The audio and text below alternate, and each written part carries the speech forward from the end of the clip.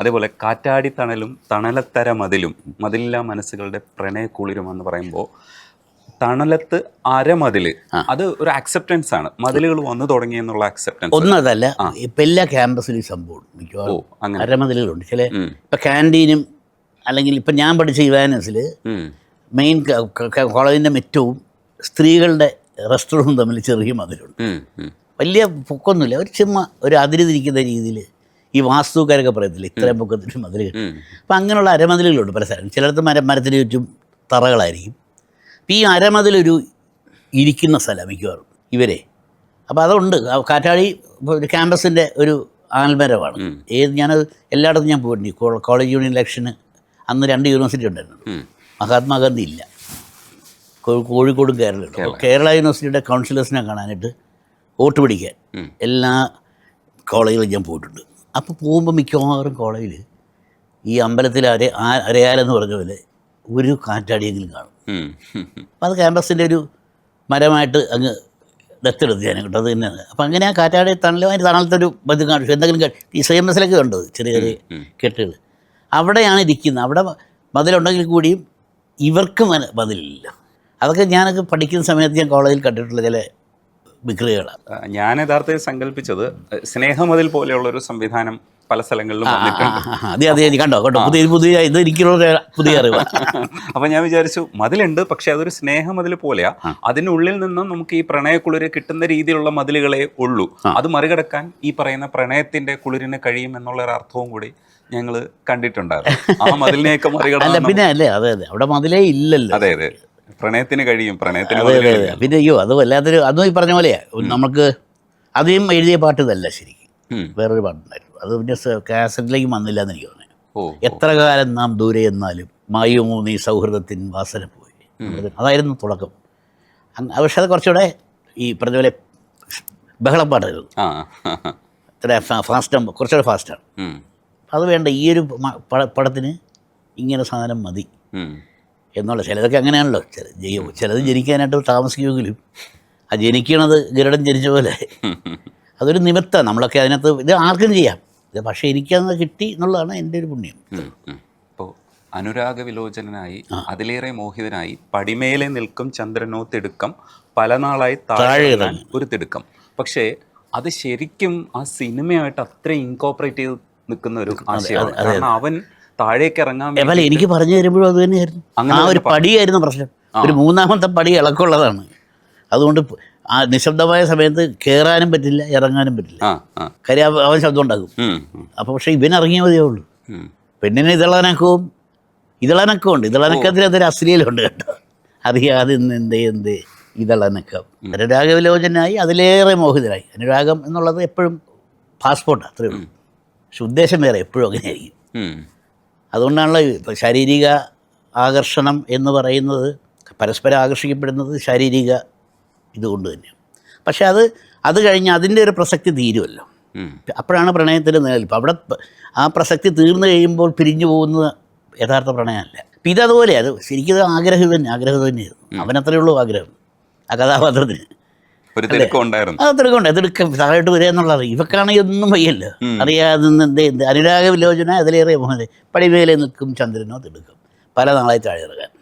ഇവിടെ മുകളിലേക്ക് വിളിച്ചിട്ട് കയറാനും പ്രയാസം. കാര്യം തൊട്ടപ്പുറത്ത് മുത്തശ്ശി കിടക്കുക. ഒരനക്കവും ഇവനെ ഇറങ്ങാനേ പിന്നെ മാർഗമുള്ളൂ. അതാണല്ലോ അത്.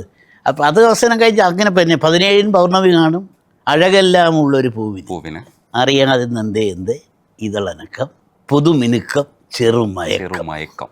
ആലസ്യം ഉണ്ടാവുമല്ലോ. അതുമൊക്കെ ഈ പറഞ്ഞ പോലെ പെൺ സുഹൃത്തുക്കൾ എന്നൊക്കെ ഞാൻ വാരിക്കോരി എടുത്ത ഫീലാണ്. അതൊരു ഇറോട്ടിക് എലമെന്റ് ഉണ്ട്, കുറച്ചുണ്ട്. കാരണം കഥാപാത്രം കുറച്ച് അവനാ ധൃതിക്കാരനാണല്ലോ. അവന് വേറെ ഒരു ഉദ്ദേശമില്ല, ഇവിടെ കിട്ടണമെന്ന് നോക്കില്ല ആ കഥാപാത്രത്തിന്.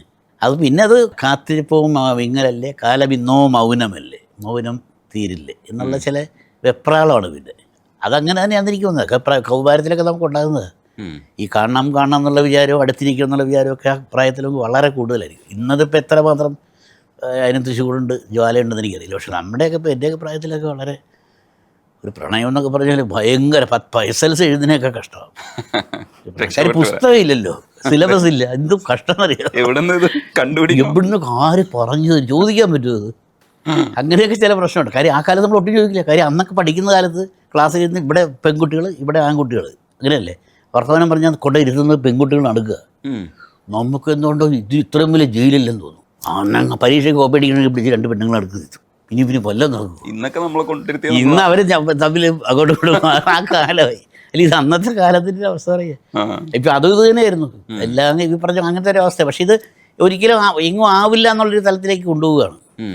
രാക്കടമ്പൻ ഗന്ധമോടെ അങ്ങനെയാണല്ലോ, വീണ്ടും ചേരില്ല എന്നുള്ള കൊതി മാത്രമേ ഉള്ളൂ, വേറെ ഒന്നുമില്ല. ആഗ്രഹത്തിന് എന്തും ആകാമല്ലോ, ആരും അറിയാണ്ട് നമുക്ക് മനസ്സിനെ സഞ്ചരിപ്പിക്കാം. പക്ഷെ അത് അതിനകത്ത് ഇവക്ക് അത് അത്രയും ഉണ്ടോയെന്ന് അറിയില്ല. ഇവിടെ പാവല്ലേ സാധുവല്ലേ, പക്ഷേ ഇവനതല്ല, ഇവന് ഒരു ഉദ്ദേശം മാത്രമേ ഉണ്ടായിരുന്നുള്ളൂ. ഈ മുറ്റത്തെ മുല്ലേ ചൊല്ലു കാലത്തെ നിന്നെ കാണാൻ വന്നെത്തും തമ്പ്രാൻ ആരാരോ എന്ന് ചോദിക്കുന്നത് ശരിക്കും കാറ്റിന്റെ പാട്ടാണെന്നുള്ളത് എനിക്ക് അറിയില്ലായിരുന്നു. എന്നെ ഈ കഥാപാത്രം ഇത് എന്ന് പറഞ്ഞാൽ മായാവിയാണല്ലോ. മായാവിനെ കാണില്ല, എന്നാൽ നമ്മുടെ കാറ്റിനെ പോലെ അങ്ങനെയാണല്ലോ പറയുന്നത്. ഇവന്റെ പ്രസൻസ് എല്ലാം ഫീൽ ചെയ്യിക്കുന്നതും ഒക്കെ കാറ്റിന്റെ ഒരു രീതിയിലാണ്. അപ്പം അതിനകത്ത് അങ്ങനെയാണല്ലോ കാണിക്കുന്നത്. ഒരുപക്ഷെ ഷാഫിയത് വളരെ ഷാഫിയതൊക്കെ വന്നു. അദ്ദേഹം ഇപ്പം മരിച്ചു എന്നുള്ളത് സങ്കടം മാറില്ല. കാര്യം ഞാൻ പലതവണ എഴുതി കൊടുത്തു. ഷാഫിക്കത് വേറെ ഒന്നും കൊണ്ടല്ല, ഇങ്ങനെ മിനിക്കുകയോ എല്ലാം എടുത്തിട്ട് മാറ്റി വയ്ക്കും. എന്നിട്ട് അതിങ്ങനെ എടുത്ത് അവസാനം ചരണം വരുന്ന സിനിമയിലില്ല. കാര്യം ആ ചരണം കൂടെ വന്നെങ്കിലേ അപ്പം അത് പൂർണ്ണത വെക്കും.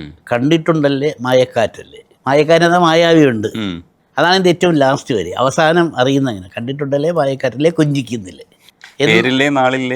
എന്താണ് അതൊന്നും അറിയില്ല. ആദ്യം ആരാന്നറിയില്ല, ഒന്നും അറിയില്ല. അവസാനമാണ് ലാസ്റ്റ് ലൈൻ അതാ. ഷൂട്ട് ചെയ്തപ്പം അത് വേണം, അത്രയും ലെങ്തി ആ പാട്ട് വേണോ എന്നൊരു സംശയമൊക്കെ ബൊമ്മക്ക് ഉൾപ്പെടെ. കാര്യം എൻ്റെ ക്ലൈമാക്സിൽ അടിയും ബഹളമൊക്കെ കഴിഞ്ഞിട്ടേ ഇങ്ങനെ ഒരു ഈ പേസിലൊരു പാട്ട് എങ്ങനെ അതിൻ്റെ സിനിമയുടെ ടെമ്പോയെ ബാധിക്കുമോ എന്നുണ്ടായിട്ട് സംശയമുണ്ടായിരുന്നു. ഷാഫി കണ്ണവനം അതിനെ ഇഷ്ടപ്പെട്ടുകൊണ്ട് ഷാഫി അത് എന്തായാലും ചെയ്യാം, ഞാൻ ഈ പാട്ട് ഇഷ്ടപ്പെട്ടു പോയി, ഇനി അഥവാ കട്ട് ചെയ്ത് ഞാനൊരു കാര്യം എൻ്റെ ചിലവിൽ ഞാനത് ചിത്രീകരിച്ചോളാം, എന്നിട്ട് വേണമെന്നുണ്ടെങ്കിൽ പ്രൊഡ്യൂസർ പൈസ കളയണ്ട എന്നുള്ള ഷാഫിൻ്റെ റിസ്കിലാണ് എടുത്തേണ്ട. പക്ഷെ അത് പിന്നീട് എല്ലാവരും തന്നെ പറഞ്ഞത് അതൊരു പിന്നെ അധികപ്പറ്റോ അല്ലെങ്കിൽ ആ പടത്തിന് ടെമ്പോയോ ബാധിക്കുന്ന രീതിയിലായിരുന്നില്ല, അതിന് വേറൊരു തലം ഉണ്ടായിരുന്നു. പാട്ടും നല്ലതായിരുന്നു, മഞ്ചരിയും അതേപോലെ ശാന്തു കുടഞ്ഞൊരു സൂര്യൻ മാനത്ത് എന്ന് പറയുന്നത് ശരിക്കും ഷഹബാസമൻ്റെ വോയിസ് അതും ഇഷ്ടമല്ലേയും ഷഹബാസാണ് പാടിയത്.